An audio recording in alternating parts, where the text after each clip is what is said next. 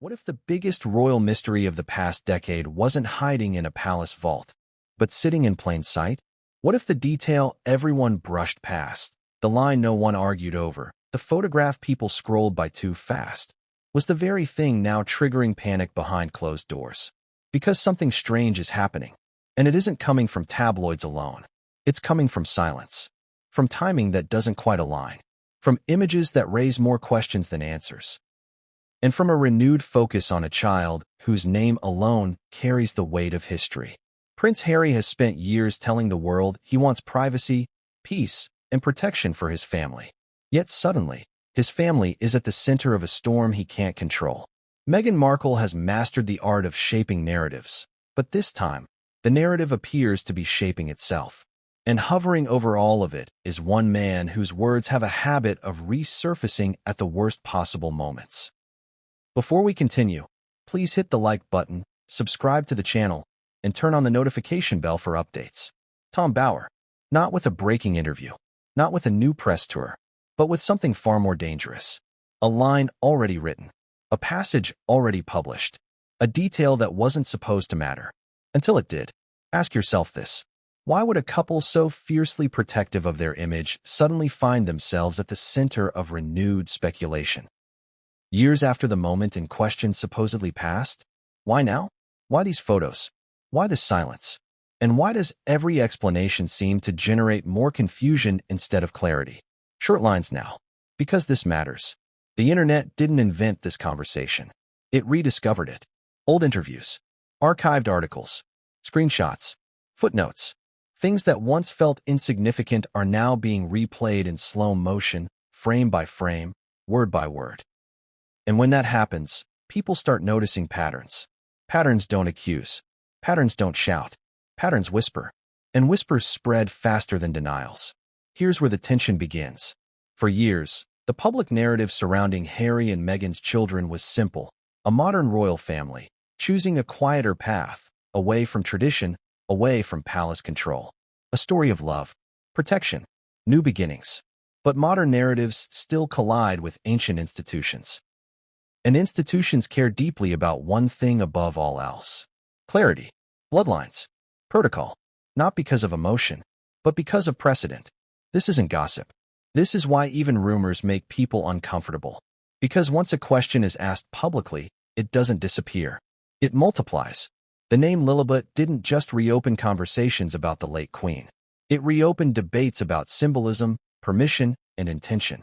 And now, unexpectedly, it's reopened something else entirely. Questions about process. Questions about timing. Questions about what the public was shown and what it wasn't. You might be thinking, this sounds familiar. It should, because this isn't the first time royal timelines have been scrutinized. But it is the first time those timelines are being discussed alongside alleged hospital images that refuse to settle the debate. Images that some say prove nothing. Images others say prove too much. And images that were never meant to be seen at all. Here's the emotional contradiction. If nothing is wrong, why the tension? If everything is clear, why the silence? If the story is settled, why does it keep resurfacing? You don't panic over settled stories. You don't avoid questions that have simple answers. You don't ignore rumors unless addressing them risks opening doors you can't close. And lately, Harry doesn't look like a man protecting privacy. He looks like a man protecting time. Time before something gains momentum. Time before interpretation hardens into belief. Time before speculation becomes narrative. And narrative becomes expectation. Let's slow this down. Because the danger here isn't what anyone claims. It's what no one is confirming. Tom Bower didn't release a new allegation. He didn't accuse anyone outright. He didn't need to. The words were already there. What changed was attention. Suddenly, a passage once skimmed over is being read closely. Why was this phrasing used? Why was this detail included? Why wasn't it clarified? And why has it never been directly addressed? These aren't questions driven by malice. They're driven by curiosity. And curiosity is relentless, especially when paired with images, especially when paired with timing that feels off. Now consider the hospital angle. Hospitals are places of beginnings and endings. They're emotionally charged by nature. And when high-profile figures are photographed anywhere near them, speculation explodes. Not because people want scandal, but because hospitals imply necessity, presence, urgency. Why be there at all? Why together? Why now? And most importantly, why does the explanation feel incomplete? This is where public trust begins to erode. Not because of proof, but because of absence. Absence of reassurance. Absence of transparency. Absence of acknowledgement. Harry and Meghan have spoken openly about many things. Pain, trauma, media intrusion, family conflict. So why is this one subject handled differently? Why is this line never crossed? Why does every discussion abruptly stop? Silence sends messages, sometimes louder than words. Now let's address the elephant in the room. The word everyone dances around. The word that instantly turns discussion radioactive. Surrogacy. No accusation is being made here. None. But the reason this topic causes such intense reaction isn't scandal. It's structure. Royal systems are not built for ambiguity. They're built for documentation, declarations, procedures. If those procedures exist, the conversation ends. If they don't, the conversation escalates. And right now, the conversation is escalating. Online communities aren't asking for drama. They're asking for clarity. And clarity has not arrived. Instead, what's arrived are fragments. A quote here, a photo there, a timeline that doesn't quite lock into place, and a growing sense that something important was assumed rather than explained. This is where fear enters the equation. Not fear of exposure, fear of interpretation. Once a narrative escapes into public hands, it cannot be steered back. Every attempt to suppress it feeds it. Every attempt to ignore it legitimizes it. And Harry knows this. He has lived this. He watched it destroy his mother. He watched it dismantle his family. So when people say Harry appears panicked, they're not imagining hysteria. They're recognizing pattern. The pattern of a man who understands what unchecked speculation becomes. It becomes headlines, then documentaries, then legal inquiries, then history. And history does not care about intentions. It cares about records. Which brings us back to Tom Bower. Why does his name carry weight here? Because he doesn't trade in rumor. He trades in implication. Carefully worded, legally insulated, strategically timed. When his work resurfaces, it's not explosive because of what it says. It's explosive because of what it doesn't say. Because readers fill in the gaps. And once they do, no statement can unwrite their conclusions. Now ask yourself something honestly. If this story were truly baseless, would it still be alive? Or would it have been buried years ago with one clear, calm explanation? The answer matters. Because this isn't about attacking anyone. It's about understanding why certain questions remain unanswered. Why certain photos provoke such strong reaction. Why certain lines in books suddenly feel dangerous. And why the people at the center of it all appear increasingly cornered by narratives they once controlled. This introduction isn't here to decide truth. It's here to show you why this story refuses to die, why it matters now, and why what comes next could change how this entire chapter of royal history is remembered. Because the next piece of this story isn't about speculation. It's about a timeline that refuses to settle. And once you see it laid out, you'll understand why panic may have replaced confidence behind palace gates. But what came next would shift everything, because the timeline doesn't argue back, and it never lies. What if the most dangerous sentence in this entire saga wasn't a headline, but a line almost no one noticed? What if the moment that triggered everything didn't arrive with sirens, press conferences, or denials, but with a quiet rereading? Because that's how this chapter begins. Not with chaos, with curiosity, a question that shouldn't have mattered, a sentence that wasn't meant to stand out. And yet, once it did, nothing went back to normal. Here's the mini hook you need to sit with for a second. Why would a single line, already published, already archived, already absorbed into the noise, suddenly feel radioactive years later? What changed? The words didn't. The timing did. The audience did. And the context did. When people mention the name Tom Bower, reactions tend to split instantly. Some say investigator. Some say provocateur. Some say opportunist. But almost everyone agrees on one thing.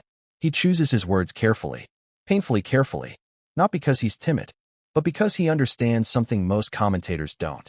You don't need to accuse someone outright to create impact. You just need to leave room. Room for inference. Room for discomfort. Room for readers to connect dots on their own. And that's exactly what happened here. The line in question wasn't framed as a revelation. It didn't scream scandal. It didn't demand attention. It existed quietly, surrounded by other details, other claims, other observations. At the time, it blended in. But time has a way of changing how we read things, especially when new information, or even just new speculation, enters the atmosphere. Ask yourself this. How many times have you reread an old message and suddenly noticed something you missed the first time? A tone, a pause, a word choice that now feels intentional. That's what happened here. Online forums, social media threads, and private group chats began circulating screenshots. Not of headlines, not of photos, of text. People weren't asking, "Is this true?" They were asking something far more dangerous. Why is this phrased like that? Why include this detail at all? Why mention it without explanation? And why has it never been clarified since? Those questions alone were enough to reignite a conversation many assumed was closed. Because once language becomes the subject, intent comes under scrutiny. And once intent is questioned, trust follows. This is where the emotional tension begins to rise. Because this isn't about catching anyone in a lie. It's about uncertainty. And uncertainty is far more destabilizing than accusation. Now let's bring in the human element. Prince Harry has lived his life under a microscope. He knows what it means to have sentences dissected, to have pauses interpreted, to have silence weaponized. So when renewed attention suddenly locked onto a single line tied to one of the most sensitive chapters of his life, the reaction wasn't outrage. It was restraint. And restraint can look like panic when you know what's at stake. Because this line didn't exist in isolation. It collided with other things. Timelines people had already argued about. Interviews people had already questioned. Moments people had already bookmarked mentally. And now, suddenly, those fragments were being stitched together into something bigger. Something harder to dismiss. Something that didn't rely on rumor, but on reading. And here's the contradiction that unsettles a lot of observers. Harry and Meghan have never been shy about correcting narratives they feel are wrong. They've issued statements. They've done interviews. They've released documentaries. They've spoken openly about deeply personal topics. So why not this? Why does this line remain untouched? Why does no one step forward and say, "You're reading too much into it"? That absence is what gives the sentence its power. Not what it says, what it leaves open. And now we have to talk about context. Because words don't exist in a vacuum. That line began to feel heavier only after something else happened. Images. Not official photos. Not posed family portraits. But images tied to a place that carries implication by default. A hospital. Hospitals don't invite interpretation. They force it. When high-profile figures appear anywhere near them, people assume urgency, necessity, purpose. And when those images circulated, regardless of how, when, or why, they changed how the line was read. Suddenly, readers weren't just parsing text. They were overlaying it onto visuals. And visuals change everything. Now ask yourself this. If nothing about the original story had changed, why did reactions escalate after those images emerged? Because the brain does what it always does. It connects, even when it shouldn't, even when it's unfair, even when it's speculative. But speculation doesn't need permission. It just needs a spark. And this line became that spark. The conversation shifted from "what did he mean?" to "what does this suggest?" And once suggestion enters the room, denial becomes complicated. Because denial implies accusation. And accusation implies conflict. And conflict implies that something exists to argue over. Silence, on the other hand, implies caution. And caution implies risk. This is why the reaction matters more than the content. Because public figures don't react strongly to things that pose no threat. They ignore them. They dismiss them. They laugh them off. What they don't do is allow them to linger, unless addressing them would open a door they don't want opened. Now let's talk about the audience. Because this story isn't being driven by tabloids alone. It's being driven by ordinary people asking logical questions. People who aren't hostile. People who aren't loyal. People who just want coherence. And coherence is what feels missing. The line in Bauer's work didn't introduce a new claim. It highlighted a gap, a missing step, a moment that should have been explained but wasn't. And once you see a gap, you can't unsee it. Think about it. If you were reading a book and one chapter jumped abruptly without explanation, wouldn't you pause? Wouldn't you flip back? Wouldn't you wonder what was left out? That's what's happening on a mass scale now. Readers are flipping back, and every flip adds momentum. This is where emotional beats intensify. Because this isn't just about public interest. It's about legacy, about how stories are recorded, about what future readers will see when they look back. And Harry understands legacy more than most. He understands how one unresolved question can overshadow everything else. He watched it happen to his family. He watched silence become myth, and myth become truth. So when people say he appears anxious, or defensive, or withdrawn, they're not diagnosing emotion. They're observing experience. Experience tells you when a story is slipping out of your control. Experience tells you when clarification would do more harm than good. Experience tells you when time is no longer your ally. And time is the enemy here. Because the longer this line goes unaddressed, the more meaning it accumulates. The more theories attach to it. The more people assume intention where there may have been none. And that's the real danger. Not scandal. Interpretation. Now let's return to the author himself. Tom Bower hasn't added fuel. Others have. He hasn't clarified. But neither has anyone else. Which creates a strange standoff. One side says nothing because saying something could validate speculation. The other side says nothing because there's nothing officially to deny. And in the middle sits the audience, filling the silence with questions. And questions, left unanswered, don't fade. They ferment. This is why this chapter matters. Because it marks the moment this story stopped being about rumor and became about language. Once language is questioned, everything connected to it is questioned too. Timelines, images, motives, reactions. And once that process begins, it doesn't reverse. It escalates. Which brings us to the most unsettling realization so far. This line didn't expose anything new. It exposed how fragile the narrative already was. How much relied on assumption. How much relied on trust. And how quickly trust can erode when people feel they're being asked not to look too closely. But what happens when people do look closely? What happens when they start comparing dates, moments, statements, visuals? What happens when they stop asking if something is scandalous and start asking if it's incomplete? Because incompleteness invites investigation. And investigation is relentless, which leads directly to the next chapter. Because once that line was re-examined, attention shifted to something even harder to dismiss. A timeline. And timelines don't care about intention. They only care about sequence. And once the sequence comes under scrutiny, nothing stays theoretical for long. What if the most powerful clue in this entire story wasn't a photograph, wasn't a timeline, wasn't even a sentence in a book, but a name? A single word, 6 letters, a name that never belonged to the public in the first place. And yet, once spoken aloud, it reopened doors that many believed were permanently sealed. Here's the question that sits at the center of this chapter. Why did this name ignite such intense reaction when countless royal names before it barely caused a ripple? Why did it stop people mid-scroll? Why did it divide opinion instantly? And why did it quietly pull an old conversation back into the light? The answer isn't simple. Because names aren't just labels. They're symbols. And in royal history, symbols carry weight far beyond intention. The name Lilibet is not neutral. It never was. It wasn't chosen from a baby book. It wasn't trendy. It wasn't fashionable. It was personal, painfully personal. It was a private childhood nickname tied to one individual and one individual only.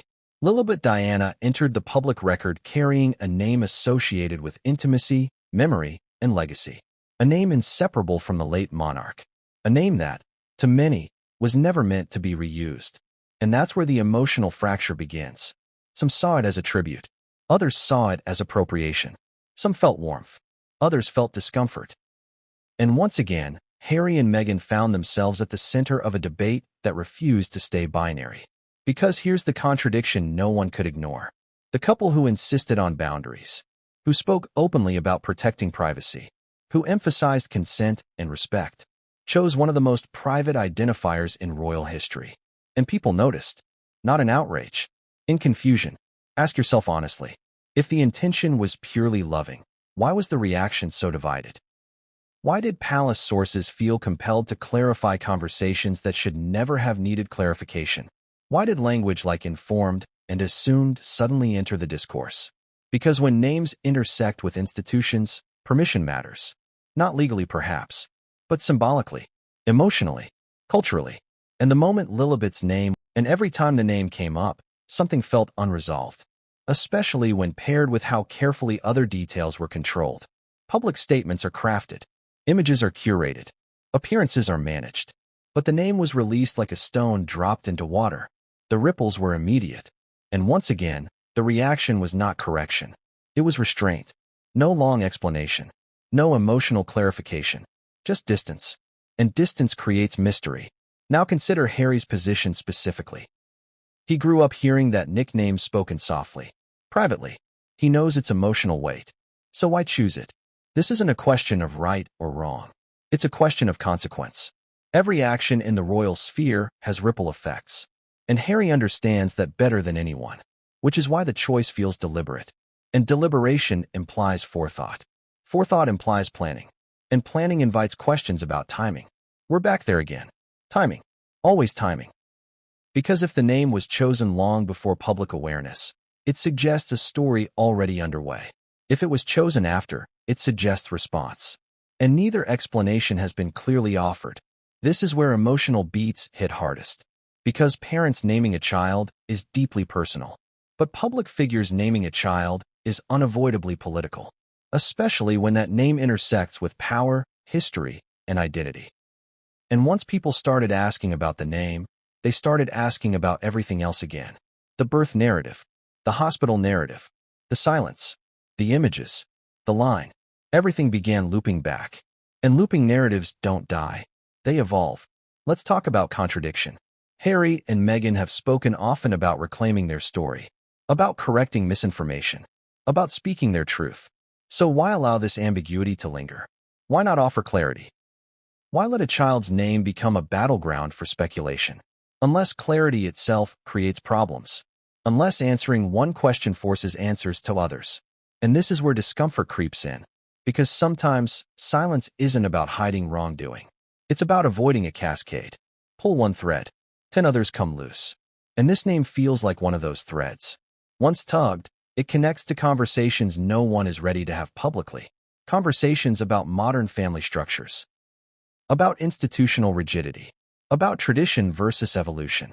About what the monarchy can and cannot adapt to. Those are not simple debates. They are foundational. And no one wants to open that door without absolute necessity. Which is why this name sits at the center of the storm quietly. It doesn't accuse. It doesn't explain. It simply exists. And existence, in this case, is provocative enough. Now ask yourself this. If the name had been different, would the rest of this story feel as charged? Or did the name act as an amplifier? A spotlight? A reminder that nothing about this family exists outside history? Because it shows how something seemingly tender can become combustible. How symbolism can outrun intention. How personal decisions can trigger institutional reaction. And how one name can reopen conversations no one wants reopened. But the most unsettling part isn't the debate itself. It's what the debate distracts from. Because while everyone argued over symbolism, another detail quietly gained traction. A detail rooted not in emotion, but in chronology, dates, movements, appearances. And once people turned their attention there, the story took on a different shape entirely. Because timelines don't feel sentiment. They don't honor symbolism. They simply reveal sequence. And the sequence, once laid out, began to raise questions that went far beyond a name. Questions that would push this story into far more uncomfortable territory. But to understand that, you have to look at the dates closely. And once you do, you'll see why this conversation was never going to stay about a name. Because the timeline doesn't care what something was called. It only cares when it happened. And what came next would make the name feel like the least controversial part of the story. What if the most uncomfortable part of this story isn't what anyone said, but when things happened? Because words can be debated. Photos can be interpreted. Intentions can be argued endlessly. But timelines don't argue back. They just sit there, waiting. Here's the question that pulls this chapter forward. Why does the sequence of events feel harder to explain than any single allegation? Why do dates provoke more anxiety than accusations? And why does every attempt to simplify the timeline seem to complicate it instead? This is where the story shifts. Up to now, the conversation has lived in implication, symbolism, and language. But once attention turned to timing, the emotional temperature changed. Because timing exposes gaps, and gaps invite investigation. Let's slow down and walk through how this happened. Not as critics, not as accusers, but as observers. Because observation alone is enough to unsettle a narrative when sequence doesn't line up cleanly. The renewed focus didn't start with a calendar. It started with comparison. People compared interviews given at different times, statements released months apart, appearances that seemed routine until placed side by side. And suddenly, something felt off. Not dramatic, not explosive, just uneven. And when something feels uneven, curiosity wakes up. Ask yourself this. Have you ever revisited a story you thought you understood, only to realize pieces don't align the way you remembered? That's what happened here. Public recollections didn't change. Records didn't disappear. What changed was attention. People began mapping events instead of reacting to them. And mapping creates clarity that emotion often obscures. Here's where the discomfort begins. Certain milestones were spoken about confidently, others vaguely. Some were detailed, others glossed over. And while that's not unusual in public life, patterns began emerging. Patterns that raised a quiet but persistent question. Why are some moments sharply defined while others remain hazy? That question alone doesn't accuse anyone of wrongdoing, but it does challenge narrative coherence. And coherence matters when trust is involved. Now let's introduce the emotional contradiction. Prince Harry has been outspoken about transparency, about telling his truth, about correcting misinformation. He has repeatedly framed himself as someone reclaiming narrative control. So when people notice moments that seem underexplained, they naturally wonder why. Why leave ambiguity where clarity would suffice? Why allow speculation to fester? Why not simply lay out the sequence and let it stand? Unless the sequence itself creates complications. This is the turning point. Because once people started listing dates, not to accuse, but to understand, they noticed something unsettling. Some events appeared closer together than expected. Some explanations seemed retrofitted. Some references felt anticipatory. And none of that proves anything. But it destabilizes certainty. And certainty is the foundation of credibility. Think about how stories usually settle. They fade. They become accepted. They stop provoking debate. This one hasn't. Instead, it resurfaces periodically with new angles, new focus, new questions. And now, timing has become the focal point. Why? Because timing connects everything else. The line, the name, the images, the silence. Once placed on a timeline, they stop existing as isolated controversies. They become a sequence, and sequences suggest cause and effect, even when no one claims there is one. Here's where things intensify emotionally. People weren't finding contradictions. They were finding omissions. Moments where something could have been explained, but wasn't. Moments where the narrative jumped ahead. Moments where language softened instead of clarified. And omissions are dangerous, not because they imply guilt, but because they imply choice. Someone chose not to elaborate.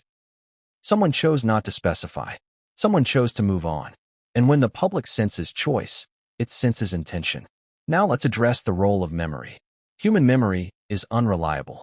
Public memory even more so. So when stories are retold years later, discrepancies aren't shocking. But what unsettled observers was how consistent some gaps were. The same areas remained vague. The same moments remained protected. And protection implies value. You don't guard what doesn't matter. This is where comparison deepened. People looked at how other personal milestones were discussed, how freely some details were shared, how candidly emotions were described, and then they noticed the contrast.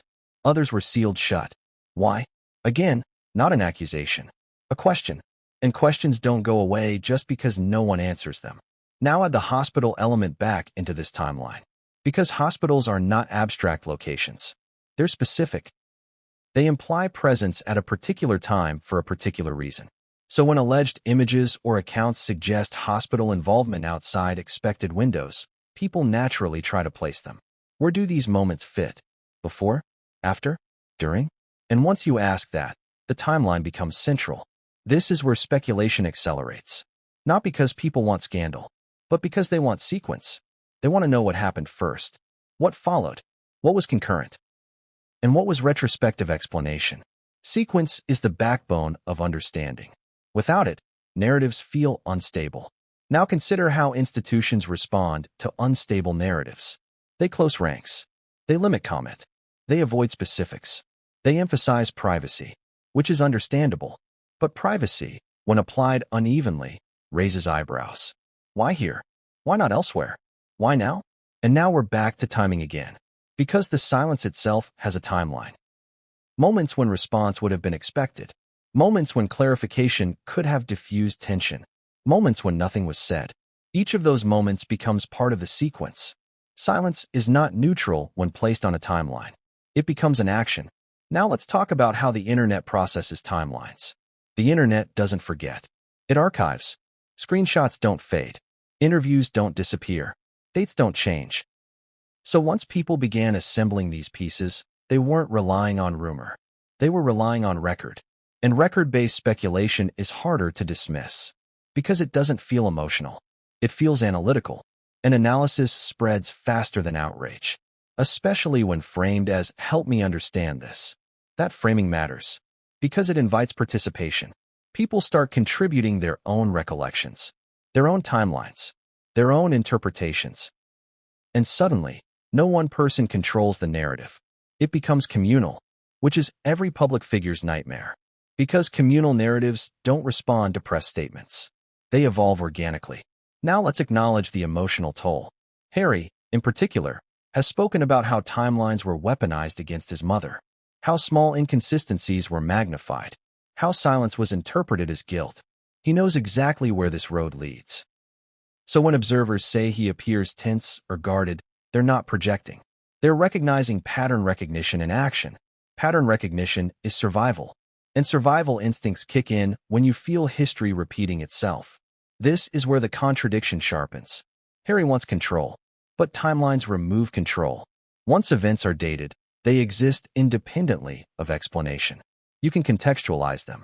You can reinterpret them, but you can't move them. And if explanation requires too many qualifiers, trust erodes. This is why the timeline refuses to settle. Because no single explanation has been offered that accounts for all moments cleanly. Instead, explanations address fragments. One interview here, one statement there, each accurate in isolation. But when assembled, something feels unfinished. And unfinished stories don't rest. They demand completion. Now let's address the role of coincidence. Some defenders argue timing overlaps are coincidental. And they may be right. Coincidences happen, frequently. But coincidence loses credibility when patterns accumulate, not because they prove intent, but because they suggest structure. And structure invites scrutiny. This is the heart of the problem. The timeline doesn't scream scandal. It whispers complexity. And complexity is harder to resolve, especially in a world that thrives on simple explanations. Now ask yourself this. If everything were exactly as presented, would this level of analysis exist? Or does the persistence of the debate suggest something unresolved? That doesn't mean something nefarious. It means something unclear. And clarity is the currency of trust. This is why the timeline matters more than any single claim. Because once people start trusting their own reconstruction over official narratives, authority weakens. Not because it's wrong, but because it's incomplete. And incompleteness breeds alternative explanations. Which brings us to the most unsettling realization so far. The timeline didn't create suspicion. Suspicion found the timeline because it offered structure. It offered something solid to hold on to in a story full of implication. And once people latched onto it, the narrative shifted from emotional debate to chronological inquiry. That shift is dangerous, because emotions can be soothed. Chronology cannot. Which leads us directly to what happened next. Because once people mapped the dates, they started mapping locations, movements, appearances, and that's when a set of images, already controversial, took on new meaning. Because images placed on a timeline stop being abstract. They become evidence of presence, and presence demands explanation. And once presence is questioned, the story moves into territory no one is comfortable navigating publicly. But that's where this is headed. Because the next chapter isn't about dates. It's about visuals. And once visuals intersect with chronology, interpretation becomes unavoidable. What if the most controversial evidence in this story isn't what the images show, but what they force people to ask? Because photographs don't speak. They don't accuse. They don't explain. They just exist. And once they exist, interpretation takes over. Here's the question that pulls us forward. Why did these images ignite debate instead of closing it? Why didn't they reassure? Why didn't they settle anything? And why did they suddenly make every unanswered question feel louder? This chapter begins where the timeline leaves off. Because once dates were laid side by side, attention shifted naturally to place. Where were people at specific moments? Who was present? And why? That's when the hospital entered the conversation. Not through an official announcement, not through a press release, but through imagery that felt unexpected, uninvited, and deeply uncomfortable for many observers. Hospitals are not neutral backdrops. They imply necessity. They imply urgency. They imply something that couldn't wait.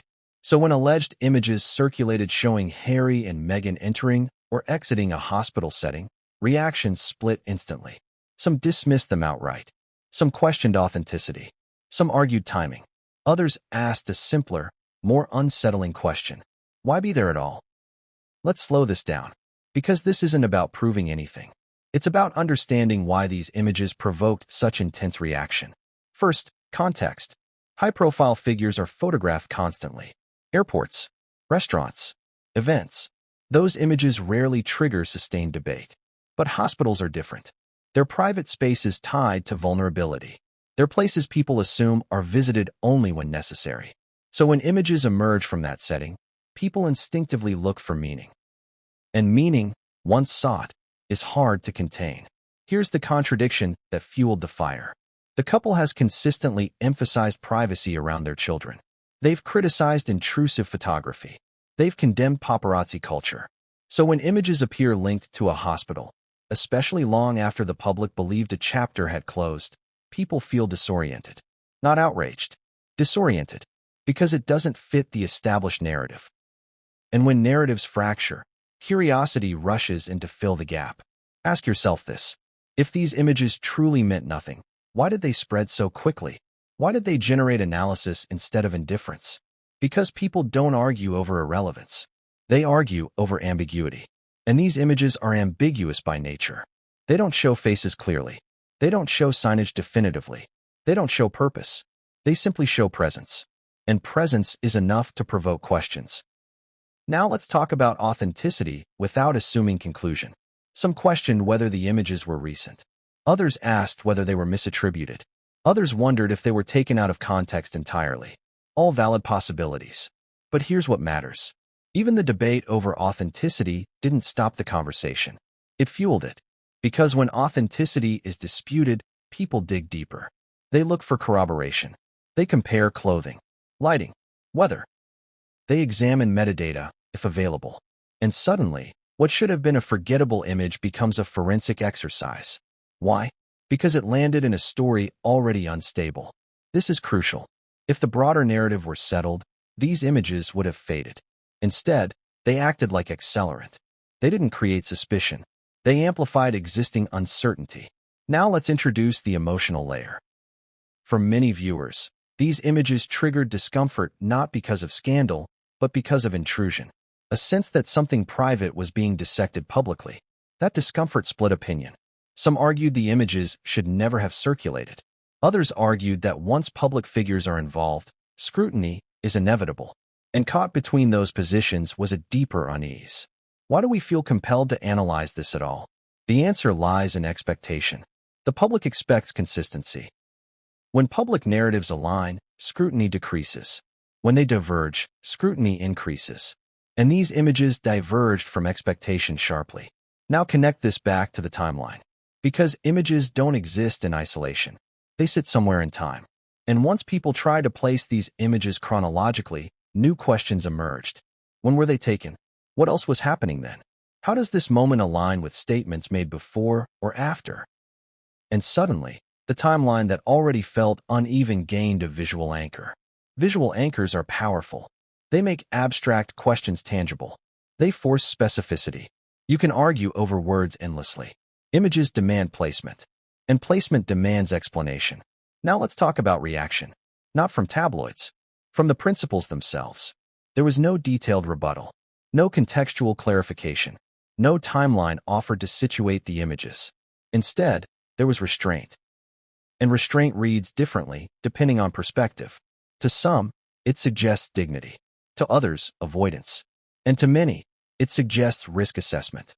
Because responding to images tied to a hospital is delicate. You don't want to reveal medical information.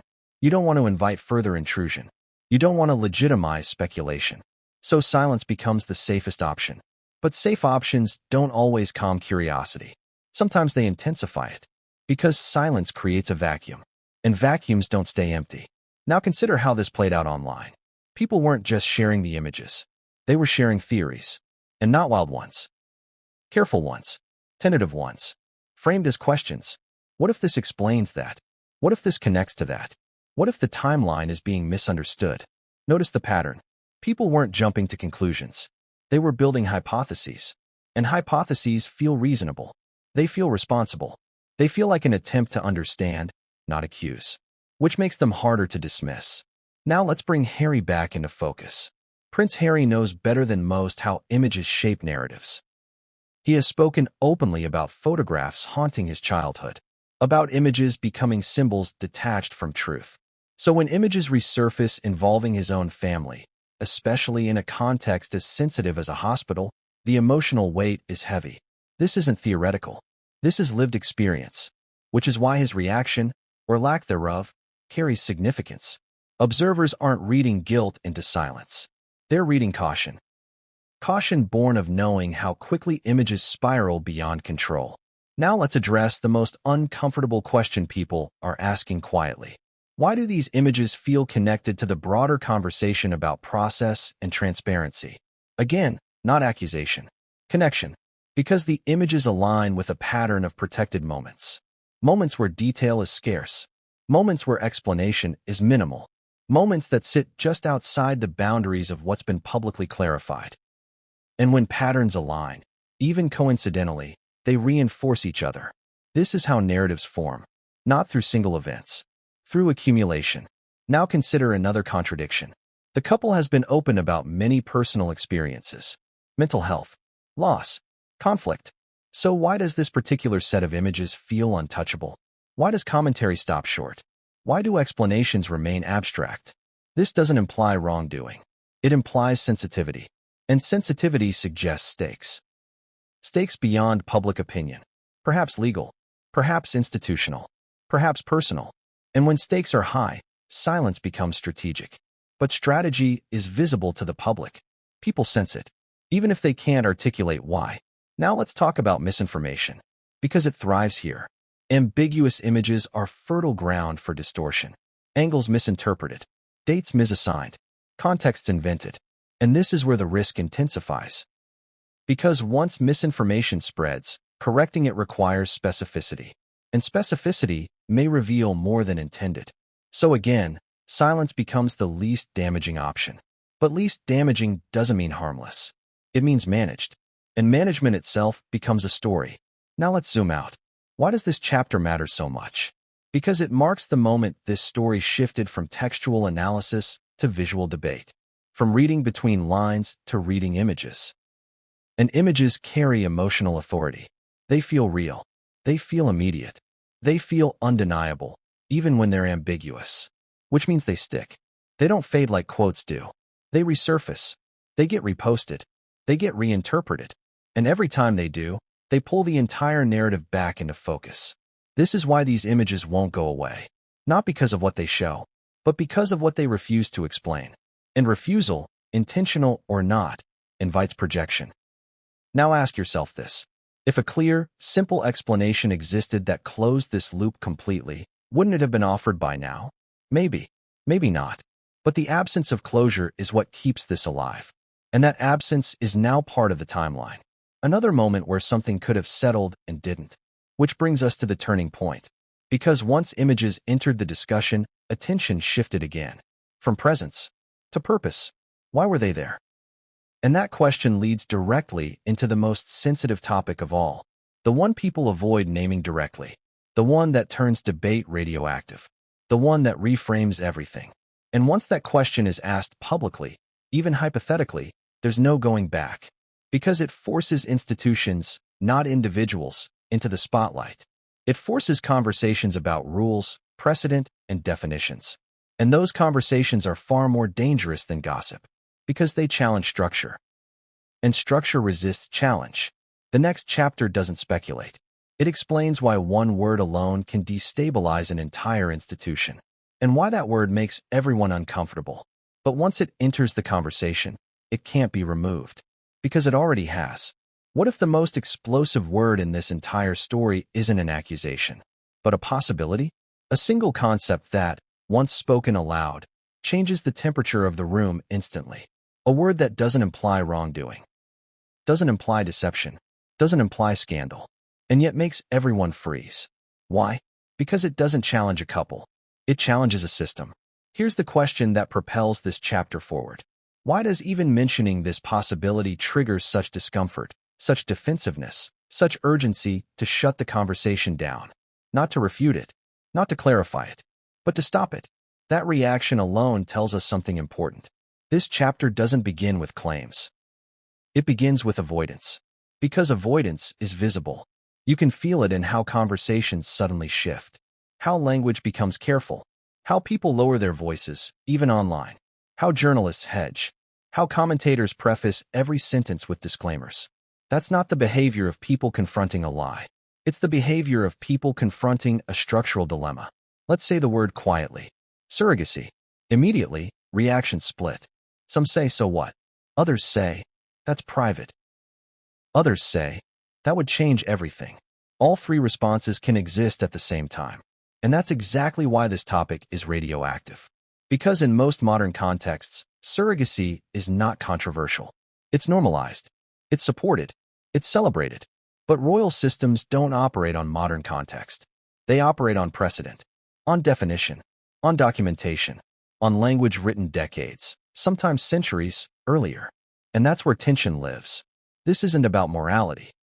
It's about structure, which is why this question doesn't go away. Not because people are accusing, but because people are trying to understand how modern realities intersect with rigid frameworks. Now let's slow down, because this is where stories usually spiral out of control. So we won't let that happen. No claims, no assertions, just logic. The reason this question emerged at all wasn't gossip. It was sequence. It was timeline. It was imagery. It was language. Multiple strands converging into one unavoidable curiosity. Why do certain details remain undefined? Why does clarification feel dangerous? Why does silence feel strategic rather than dismissive? Those questions don't accuse anyone of surrogacy. They simply acknowledge why the possibility entered the conversation. And once it did, it exposed a fault line. Because if the answer were definitively no, one clear statement would end it. If the answer were definitively yes, the conversation would shift entirely. So why neither? Because either answer carries consequence. That's the uncomfortable truth. Let's talk about consequence. In modern society, surrogacy is a family decision. In royal structures, it intersects with succession rules. Not emotionally, administratively. Which means the issue isn't who carried whom. It's how systems define legitimacy. And systems don't adapt quickly. This is where people misunderstand the debate. They assume the question is about authenticity. It isn't. It's about classification. How does an institution built on bloodline language respond to evolving family structures? That's not a tabloid question. That's a constitutional one. And constitutional questions are never answered casually. Now let's address why the word itself causes panic. Because once it's spoken, it forces a binary. Either the system adapts, or it doesn't. Either precedent changes, or it holds. Either clarity is offered, or ambiguity remains. None of those options are simple, especially when public trust is involved. Now connect this to the images, to the timeline, to the line in the book, to the name. All of those elements converge here, not because they prove anything, but because they create an environment where the question feels logical to ask. And logical questions are dangerous when answers are complex. This is why many commentators avoid the topic altogether. They sense the weight of it. They know that once you open this door, you can't close it with a soundbite. You need policy. You need definitions. You need institutional consensus. And institutions move slowly. Now consider the personal dimension. Harry and Meghan are parents. Whatever the circumstances of their children's births, those children are loved, protected, and real. Nothing about this conversation negates that. And yet, the debate persists. Why? Because the public isn't questioning parenthood. It's questioning process. And process matters when titles, recognition, and historical record are involved. That's the distinction many people miss. This isn't an emotional attack. It's an administrative curiosity. And administrative curiosity doesn't feel dramatic. It feels clinical, which is why it's harder to shut down. Now ask yourself this. If the system had already clearly adapted to modern family structures, would this debate exist at all? Probably not. The fact that it does suggests unresolved tension. Not in this family, in the institution. And that's where the fear lies. Because institutions don't like being seen as outdated. They also don't like being forced to evolve publicly, especially under pressure, especially under speculation, especially when the individuals involved are already controversial figures. Now let's talk about why silence is the default response. Because addressing this question doesn't just clarify one story. It sets precedent. It invites comparison. It opens the door to future cases.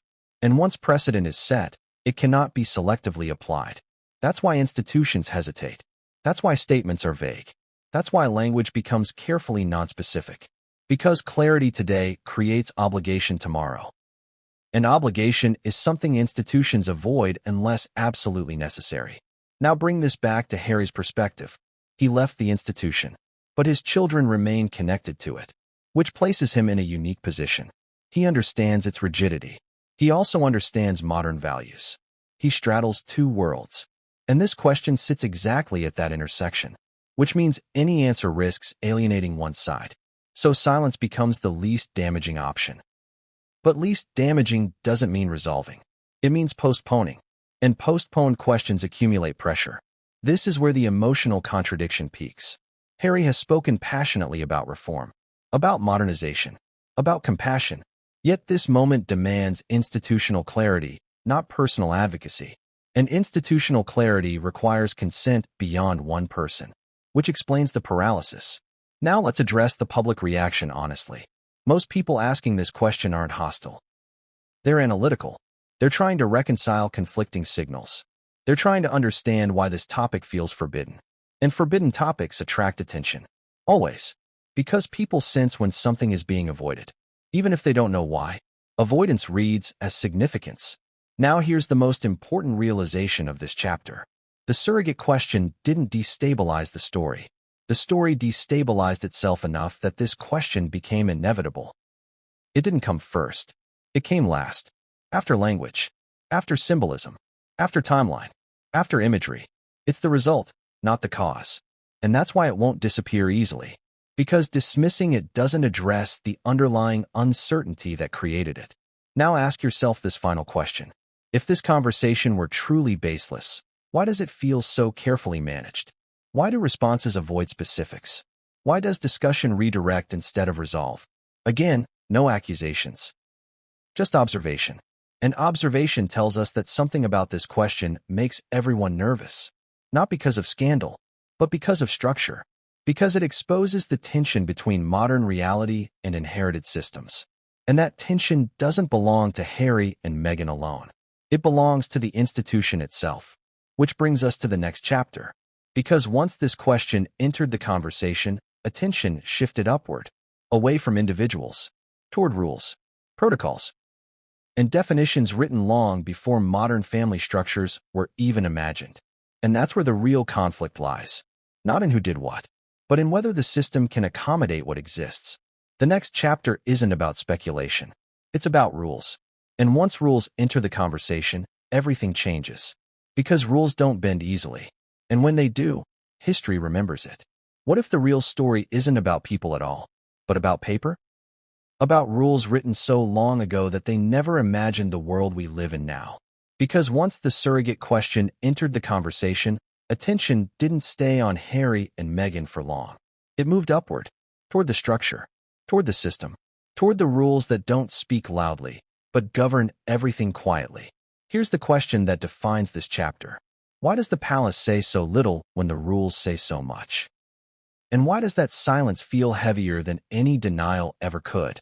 This is where things stop feeling like celebrity drama and start feeling institutional. Because institutions don't react emotionally. They react strategically.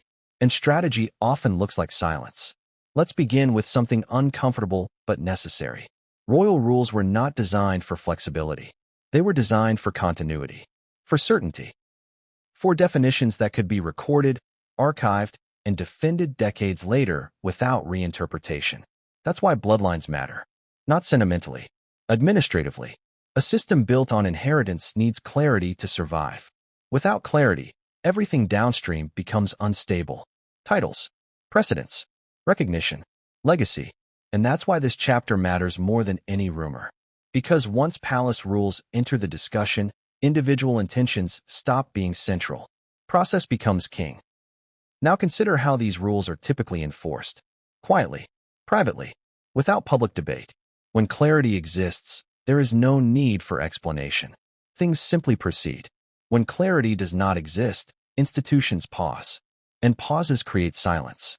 This is where the tension spikes. Because silence from an institution is rarely accidental. It's deliberate.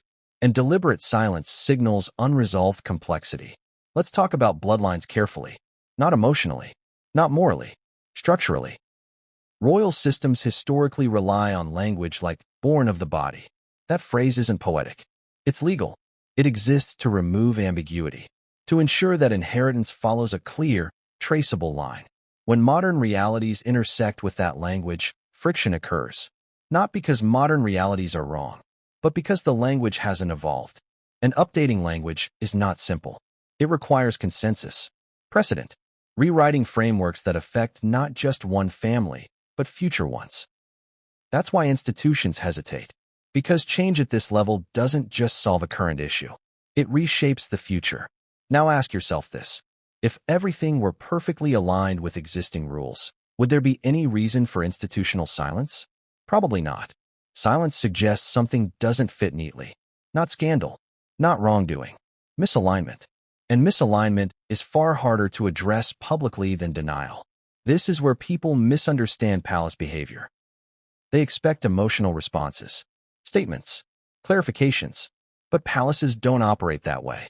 They operate on the principle of minimum exposure. They reveal only what is necessary. And when nothing is revealed, it usually means revealing something would create more problems than it solves. Now let's talk about precedent. Because precedent is the ghost in every institutional decision. Once you clarify one case, you set a standard. That standard must then apply to others. And that's where fear enters. Not fear of truth, fear of obligation. If rules are updated or clarified publicly, they must be applied consistently, which means the palace can't treat one case as exceptional without explaining why. And explanations create debate. Debate creates pressure. Pressure forces reform. Reform disrupts continuity. This is the domino effect institutions avoid at all costs. Now bring this back to the present story. The reason this conversation feels so carefully managed isn't because of Harry and Meghan as individuals. It's because any clear answer intersects with foundational definitions. And foundational definitions are not amended lightly. This is why palace silence feels strategic rather than dismissive. They're not ignoring the conversation. They're containing it. Because containment buys time. Time to assess implications. Time to consider ripple effects. Time to decide whether silence itself can outlast public curiosity. But here's the contradiction. Silence only works when the public moves on. And the public hasn't. Instead, the questions have become more refined, more technical, more focused on process, which makes them harder to dismiss as gossip. Now consider Harry's position within this system. Prince Harry is no longer a working royal, but his children are still linked to the institution by blood, name, and historical record. That places him in an unusual position. He understands palace mechanics intimately. He also understands modern expectations around transparency and inclusion. And right now, those two worlds are colliding. He can't speak for the palace, and the palace won't speak for him. That gap is where speculation thrives. This is why observers interpret his behavior so closely. His expressions, his absence, his tone when speaking about family. Because people sense he's constrained. Not by lack of truth, but by lack of authority to clarify on behalf of the institution. Now let's talk about how the palace usually handles sensitive issues. Historically, when matters threaten institutional clarity, the response is to depersonalize. Shift focus away from individuals. Emphasize continuity. Lean on tradition. And above all, Avoid acknowledging hypotheticals, because hypotheticals invite legal interpretation, and legal interpretation invites challenge. This explains why certain questions are never addressed directly, not because answers don't exist, but because acknowledging the question itself gives it legitimacy. And legitimacy